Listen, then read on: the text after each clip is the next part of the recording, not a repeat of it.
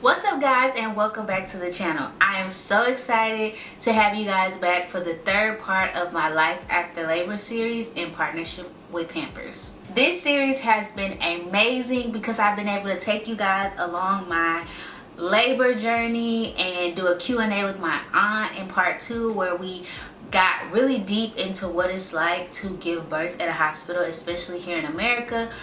For black women, that is kind of like a scary topic, and we have a lot of anxiety around the issue, but Pampers would like to bring joy back into pregnancy and beyond. So that brings me to this video where I talk to you guys about life after the labor, which is postpartum. Kind of want to dive into what to expect and help you guys prepare for the toll that it takes on you, especially as a new mom, mentally. Oh, now you pushed out the baby, here's your baby, go home, and then nobody follows up and really checks on the mom. It's kind of like all about the baby after that. So I kind of want to walk you guys through, or just share some tips and my story on what I went through after I came home with my daughter, and some things that I feel like seem so simple but really helped me mentally stay on track and kind of just get through this life-changing thing that has happened, where you birth a whole human being and then you are the one responsible of taking care of this human being, but you're also responsible for taking care of yourself. So let's get on into the video. Thank you, Pampers, for partnering with me to bring joy back into pregnancy and beyond through my Life After Labor series. In America, black moms are 3 times more likely to suffer from life-threatening complications during birth, and they do not get to experience the full joy of motherhood in postpartum. Pampers is here to change that. Pampers believes every mom is entitled to the experience of full joy of pregnancy, postpartum, and beyond. If you would like to join Pampers by spreading awareness, share this video and check the link in the description box below for more resources on how to help. Thanks again, Pampers, for sponsoring this video. So the first thing I want to talk about is care down there. So after you give birth at the hospital, whether you give birth vaginally or whether you give birth via C-section, there are some things that are going to go on down there that we really aren't prepared for. After you have your baby, you will bleed down there for at least 6 to 8 weeks or longer. Some women bleed longer, some women don't bleed as long as others, but the fact of the matter is you're going to be in a diaper along with your child. And so a few things that you're going to want to make sure you have is just like a peri bottle, which helps like clean down there, especially when you go to the restroom.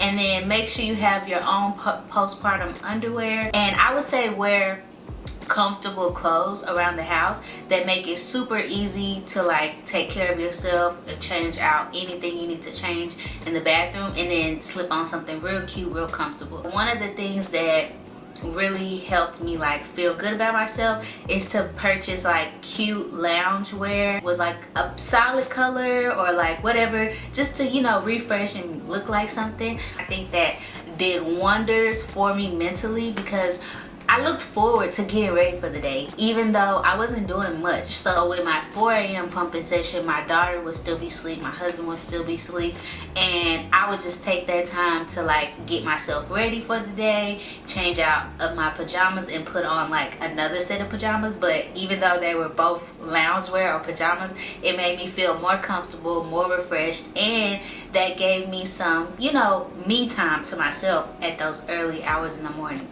And that brings me to my second point, is to find yourself some me time when you can, even if it's like 15 minutes. And I know this could be like difficult, especially if you are raising your child and it's just you, or if you don't have a partner. So if you do have a partner, try to pass off the baby to the partner and take some time for yourself, whether it's just reading a book or just going to run an errand. But just having like 20 to 30 minutes to yourself, like if you can do it once a day, that's great. But if you can make sure you at least plug in some you time a couple of times a week, that does complete wonders for you, because then you kind of have a moment to like take a breath and process who this new person is, because the person you were before you had your child is not the person that you're going to be once you bring that child home. Best way to process that is to have time with yourself, because everybody else can see that you're different, but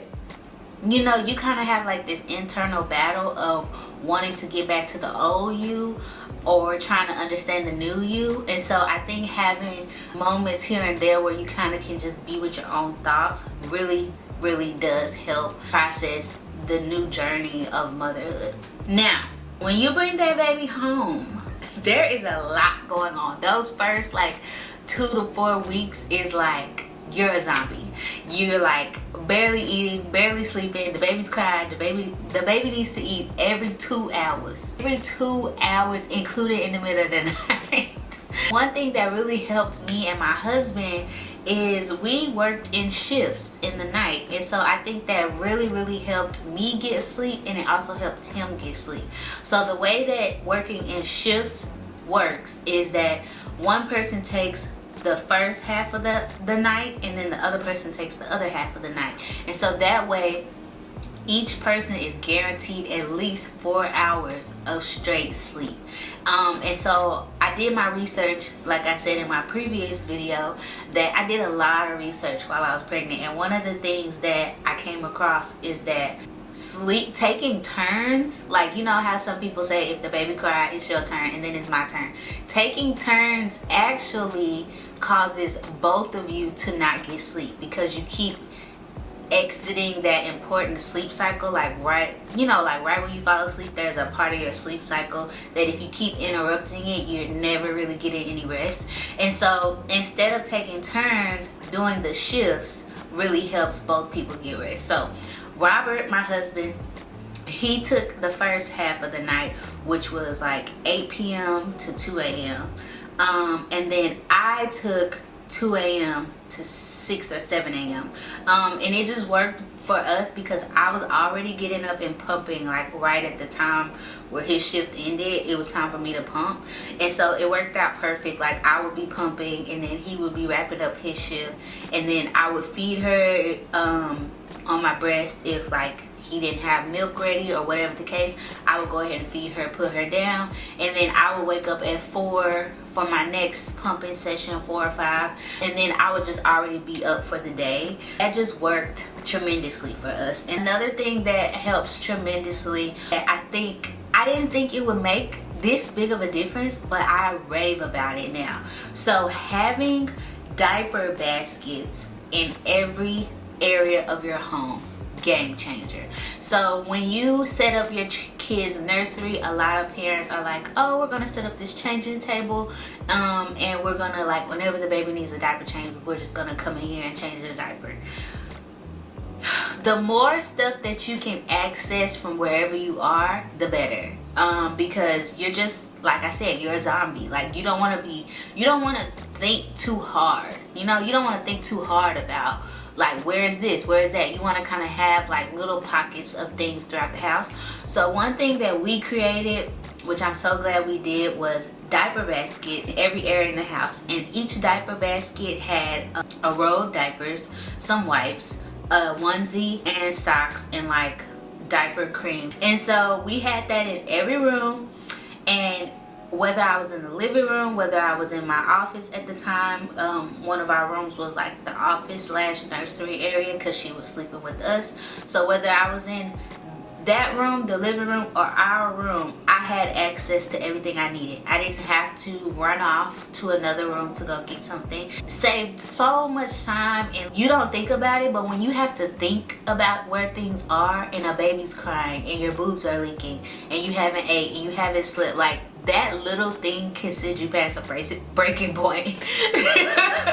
so to have things like near you that you don't have to think about, amazing. Highly recommend it, especially if you live in like a large home and you have multiple rooms and you're taking the baby all throughout rooms of the house. Have a diaper basket in every room so you don't have to go all the way to the other side of the house just to go to the baby's nursery to change the baby. The next thing I want to talk about, it ties into the the changing baskets is a mom cart. Especially if you are breastfeeding or pumping postpartum, this is a game changer as well. So I had a mom cart that had all my pumping parts, my water bottle, my snacks, all the drinks that are supposed to help, you know, produce more milk. And then I had my own diaper, you know, section on my cart. And I used to take this cart with me all throughout the house. It was on wheels. And so when it was time for my pumping sessions, like if the baby was asleep, I could just have this little area for myself that I would take with me, and everything was right there. I don't have to go looking for things. And so now that I'm no longer breastfeeding, that mom cart has turned into my nightstand. So I have a cart as a nightstand that still has diapers on it. It has my favorite books now because I'm not pumping, and it still has like snacks that, you know, if I get hungry in the middle of the night or whatever, I can reach over and have a snack. But I just feel like that was so convenient.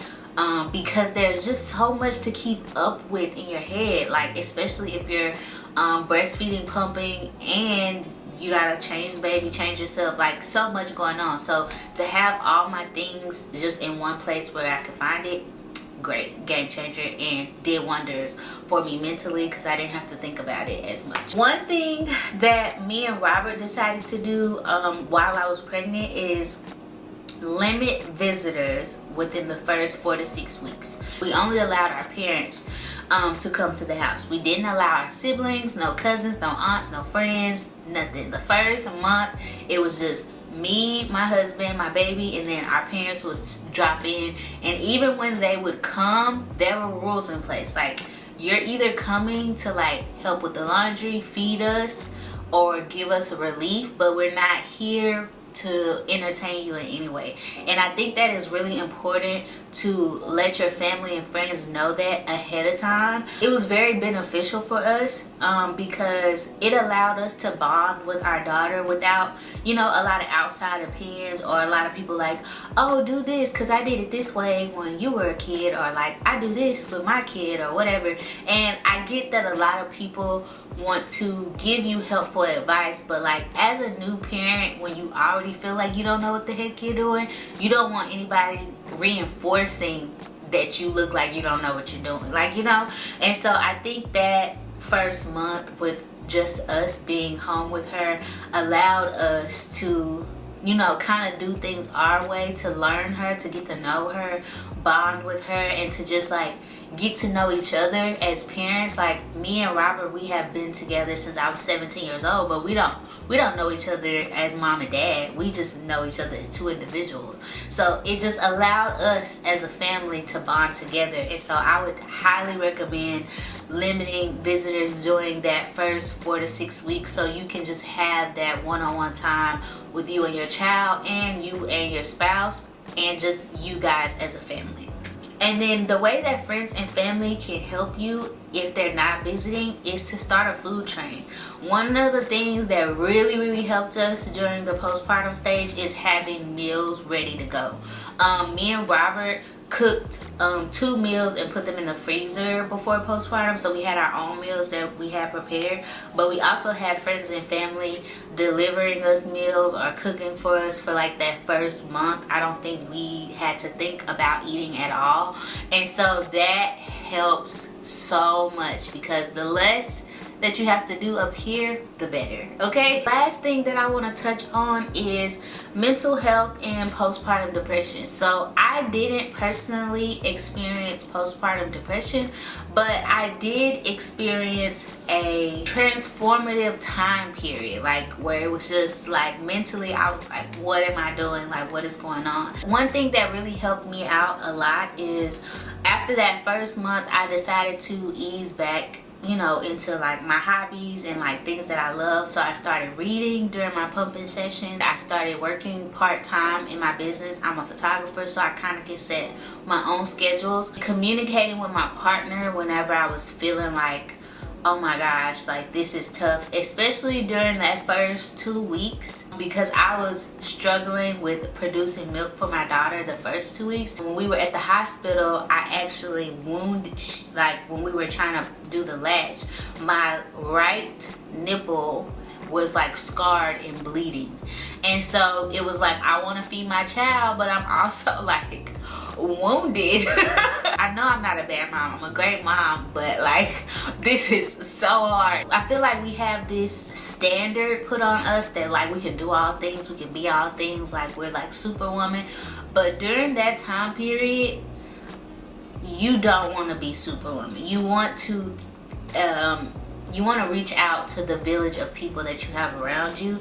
And so that is when I start to contact my friends, my husband. I tell him what's going on, but my friends, I'm like, hey, let's go get brunch, let's go out to eat, because you want to also find a sense of normalcy and things that you used to do, because it is very easy to get into the black hole. I don't want to call it a black hole, but it's very easy to just stay within the bubble of parenthood and to just get, you know, trapped into your own thoughts, and it just makes it seem like you're just going through it alone, and you're not. Having my village around me, making sure I was communicating with my husband, and being a part of like Facebook groups, or watching a lot of my favorite content creators who are also new moms or new parents.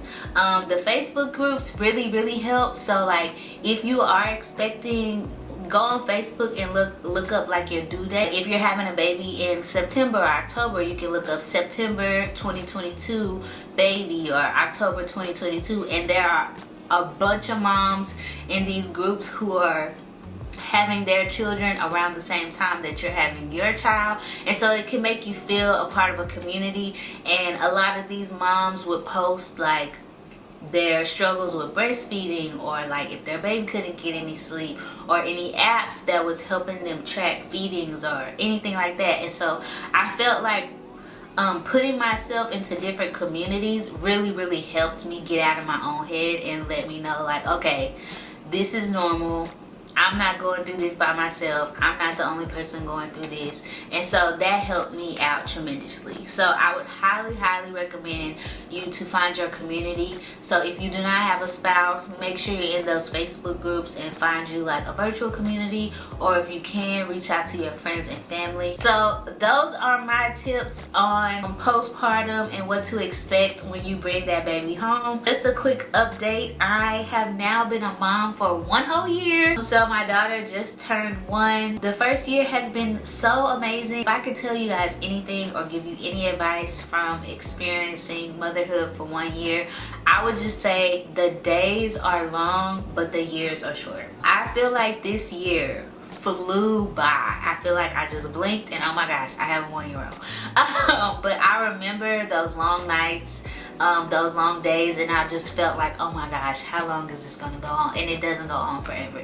So whether it's your child is going through a sleep regression, or you're not getting sleep, or you know, you might just be having a tough parenthood moment or parenthood day, it's just a day, because the days fly and then they're 1 year old. So yeah, that would be my best advice, and to just give yourself grace and give yourself the opportunity to just figure things out, and just know that you are trying your best and you're doing the best that you can. So I hope you guys enjoyed this series with Pampers. I want to again thank Pampers for partnering with me for my Life After Labor series. If you have not already checked out part 1 and 2, make sure you go do that. If you want to continue to support and spread awareness for Black maternal health issues, be sure to check out the description box below. There will be a link on how you can find out more information on how to help. Again, thank you guys so much for watching this video, and I will see you guys in the next one. Bye!